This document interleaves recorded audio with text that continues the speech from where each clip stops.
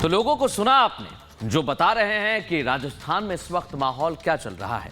लेकिन अब बात करेंगे चलते चलते एक खास सेगमेंट में मोदी सरकार में मंत्री रहे राज्यवर्धन सिंह राठौड़ की। राजस्थान की चुनावी फिजा में क्या चल रहा है, किस तरह के दावे किए जा रहे हैं, सुनवाते हैं आपको राज्यवर्धन सिंह राठौड़ को।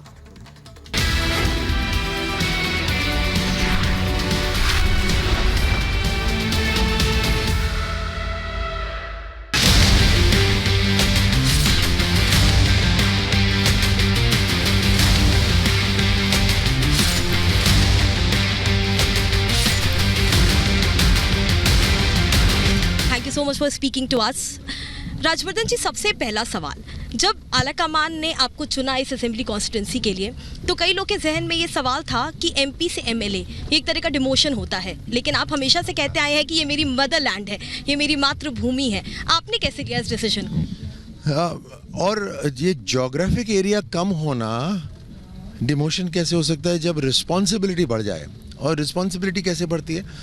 देखिए, विधायक बहुत वन टू वन कनेक्शन होता है लोगों के साथ। आप एक एक को व्यक्तिगत रूप से जानते हो, एक एक ढाणी को, एक एक कॉलोनी को, एक एक मोहल्ले को जानते हो। लोगों की समस्याएं बहुत छोटी और बड़ी सारी समस्याएं आपके पास आती हैं, तो इंटेंसिटी ऑफ वर्क बहुत हाई हो जाता है। दूसरा, आप एग्जीक्यूटिंग एजेंसी भी हो जाती हैं, मतलब you come very close to being an executing agency. Lok Sabha में आप नीति बनाते हैं, आप वहाँ से फंडिंग भेजते हैं योजनाओं के लिए, लेकिन उसको एग्जीक्यूट करने की जिम्मेदारी वो राज्य सरकार की होती है, यहाँ के अधिकारियों की होती है। सो जब सड़क बनानी है, ड्रेनेज सिस्टम तैयार करना है, या आपको फाइबर ऑप्टिक केबल ले कर रहे हैं आप, या आपकी पानी इकट्ठा हो रहा है कहीं पर, तो ये सारी की सारी जो चीज़ें होती हैं वो एक तरह से आप डायरेक्ट उनका आपका इन्वॉल्वमेंट होता है, तो बहुत एक आपको जिम्मेदारी बहुत बढ़ जाती है। अपना तो एक बहुत ही स्ट्रैटेजिक प्लानिंग भी है ये बीजेपी की, जिस तरह से आपको शेखावत, गजेंद्र सिंह शेखावत को, दिया कुमारी को, सबको यहाँ पे राजस्थान में उतारा है। एक बहुत ही स्ट्रैटेजिक प्लानिंग है ये। जिस तरह से आप लोग का अब यहाँ पे लोकप्रियता है, आप लोग की फैन फॉलोइंग है, वो कहीं ना कहीं बीजेपी के लिए पॉजिटिव रहने वाला है इस इलेक्शन में। ये प्रधानमंत्री मोदी जी मैं मतलब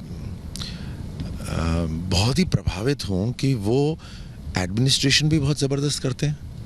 इन नेशनल इंटरनेशनल पॉलिसी हो या आपका पूरा मैनेजमेंट हो एडमिनिस्ट्रेशन का, उसके साथ साथ वो अपनी पार्टी के जो कार्यकर्ता हैं उनकी ग्रूमिंग भी साथ साथ करते हैं। अब हमें वहाँ से यहाँ भेजा, तो ये भी मानिए कि यहाँ से फ्रेश लोग लोकसभा में जाएंगे, और मोदी जी के साथ रहकर बहुत कुछ सीखने को मिलता है। सो एक लर्निंग प्रोसेस होता है। सो एक नए लोग मोदी जी के पास जाएंगे और सीखेंगे, और हम जो वहाँ से सीख कर आए हुए हैं, हमें काम करने का तरीका पता है प्रधानमंत्री मोदी जी का, तो एक जो सिंक्रोनाइजेशन होगा यहाँ से और केंद्र सरकार का, वो और बेहतर होगा। एक पर्सनल टच भी है, जानकारी भी है। सो ग्रूमिंग जो है वो, इससे भी मैं कहता हूँ कि मेरी जो एजुकेशन है, पॉलिटिकल एजुकेशन, वो अधूरी रह जाती अगर ये ग्रास रूट पॉलिटिक्स में नहीं कर रहा होता।